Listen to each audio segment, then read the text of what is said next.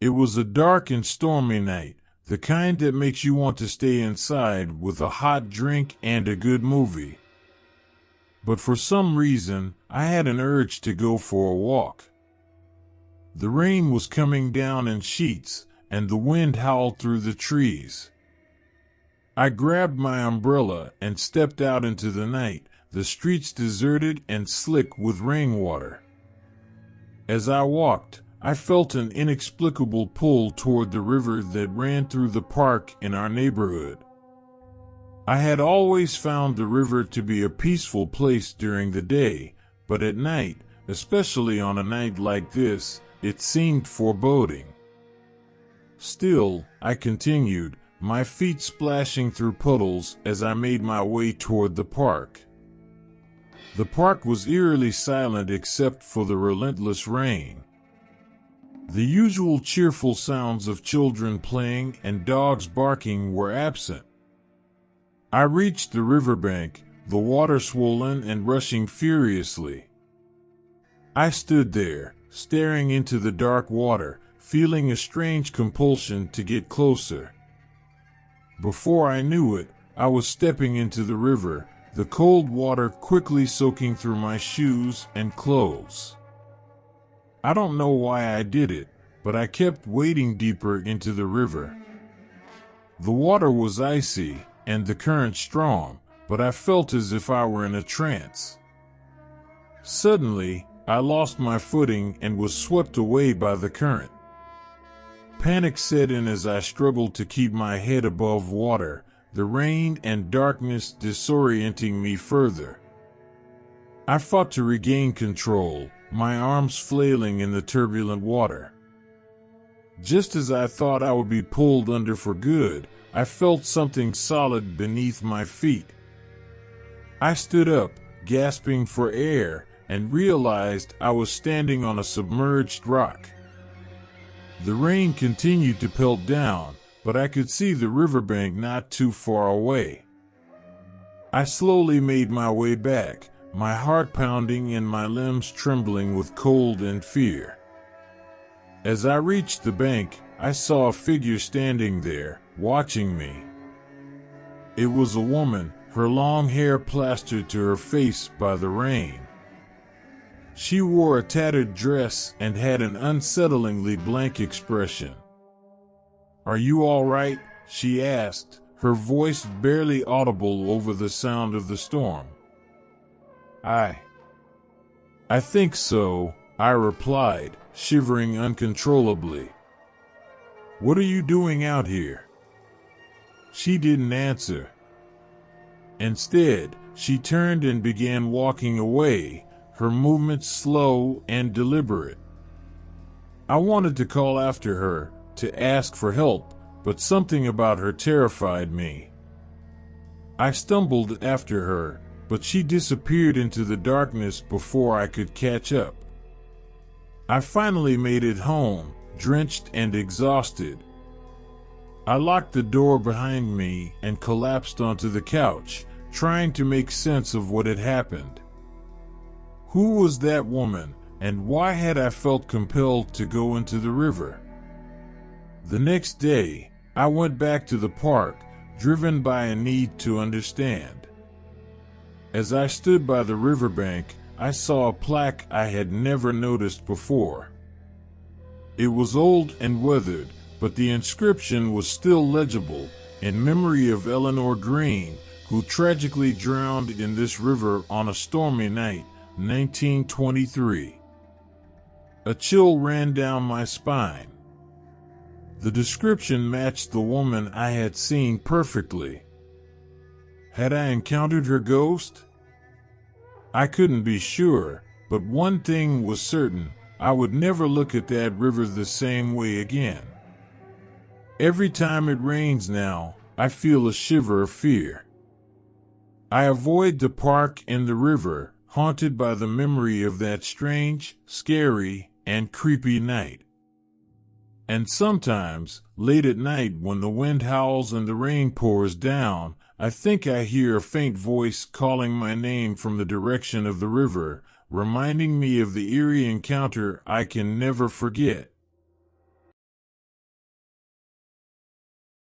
It was a dark and stormy night, the rain pounding relentlessly against the windows of my small apartment. I had settled in for the evening, the flickering candlelight casting eerie shadows on the walls due to a power outage. As the clock struck midnight, I heard a soft, almost imperceptible whisper. I shrugged it off as the wind, but the whisper came again, more insistent this time. "Help me," it said. My heart pounded in my chest, and I felt a chill run down my spine. I tried to convince myself it was just my imagination playing tricks on me, but curiosity got the better of me. I decided to investigate. I grabbed a flashlight and cautiously opened my front door. The rain was coming down in sheets, and the wind howled like a banshee. I stepped outside, my shoes immediately soaked, and followed the sound of the whisper. It seemed to be coming from my neighbor, Mrs. Thompson's, house. Mrs. Thompson had passed away 6 months ago, and her house had been vacant ever since. The windows were dark, and the place had an abandoned, haunted look about it. As I approached the front door, I noticed it was slightly ajar. I hesitated for a moment, then pushed it open. "Hello?" I called out, my voice trembling. There was no answer, just the sound of the rain and the occasional creak of the old house. I stepped inside, the beam of my flashlight cutting through the darkness. The house was exactly as Mrs. Thompson had left it, her old furniture covered in dust. I made my way through the living room and into the hallway, where I heard the whisper again. "Help me." It seemed to be coming from upstairs. I climbed the creaky staircase, my flashlight flickering ominously. At the top of the stairs, I saw a figure standing in the hallway. It was a woman, her hair wet and matted, her eyes hollow and sunken. "Mrs. Thompson?" I whispered, my voice barely audible. She turned to look at me, and I felt a wave of cold wash over me. Her lips moved, but no sound came out. I took a step closer, and she vanished into thin air. I stood there, stunned and terrified. My flashlight flickered again, and I heard the whisper once more, this time right behind me. "Help me." I turned around, and there she was, standing inches away from me. Her hand reached out, cold and translucent. "What do you want?" I asked, my voice shaking. "Help me," she repeated. "Find the letter." "The letter? What letter?" I had no idea what she was talking about, but I nodded. "Where is it?" I asked. She pointed towards her old bedroom. I swallowed hard and walked towards the door. It creaked open, revealing a room that had been untouched for months. I searched through the drawers and closets, but found nothing. "Help me," the whisper came again, more urgent this time. I turned towards the bed and noticed a loose floorboard. I pried it open and found an old, yellowed envelope. I opened it and read the letter inside. It was a confession, written by Mrs. Thompson. She had been involved in a hit-and-run accident years ago and had never come forward. The guilt had haunted her until her dying day. She had written the letter as a way to confess and find peace. I took the letter to the police the next day, and they opened an investigation. That night, as I lay in bed, I felt a sense of relief, as if a weight had been lifted. I was returning from a late shift at work, the streets eerily empty, and the sound of rain pounding on the pavement the only noise accompanying my solitary walk home. As I rounded the corner to my street, I noticed something unusual. My neighbor, Mr. Green, standing outside his house, completely soaked. Mr. Green was a reclusive man, hardly ever seen during the day, let alone at night, especially in such weather. He was staring at his house with a strange intensity, almost as if he was seeing it for the first time. I called out to him, but he didn't respond, just kept staring. The hairs on the back of my neck stood up. I hurried inside, trying to shake off the unease.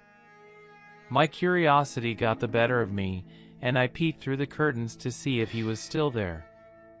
He was, but now he was moving, walking slowly toward his front door. His movements were stiff and unnatural, like a puppet on strings. The sight sent a shiver down my spine. Unable to ignore the sense of dread, I decided to check on him. I grabbed my umbrella and stepped back out into the storm. As I approached his house, I noticed the front door was slightly open. I hesitated, then called out again, louder this time. "Mr. Green? Are you okay?" There was no response. I pushed the door open wider and stepped inside. The house was dark and cold, a stark contrast to the storm outside. "Mr. Green?" I called again, my voice echoing through the empty rooms. I made my way to the living room, where I found him standing by the fireplace, staring into the cold ashes. "Mr. Green, are you all right?" I asked, stepping closer. He turned slowly to face me, and I gasped. His eyes were vacant, his skin deathly pale. He looked like a man who had seen something unimaginable, something that had drained the life out of him. "I need to show you something," he said in a voice barely above a whisper. He turned and walked toward the basement door, and despite every instinct telling me to run, I followed. The basement was pitch dark, and the air was thick with a musty smell. He flicked on a light, revealing a cluttered space filled with old furniture and boxes. In the center of the room was a large, old mirror covered with a dusty sheet. He pulled the sheet away, revealing the mirror's surface, which was oddly clean and reflective. "Look," he said, pointing at the mirror. I looked, seeing only my own reflection and Mr. Green's. "Do you see it?" he asked, his voice trembling. I shook my head, and he stepped closer to the mirror, his reflection distorting as if the glass was made of water. Suddenly, his reflection changed. It showed him lying on the floor, lifeless, his face twisted in terror. I stumbled back, my heart racing. "What is this?" I whispered, fear gripping me.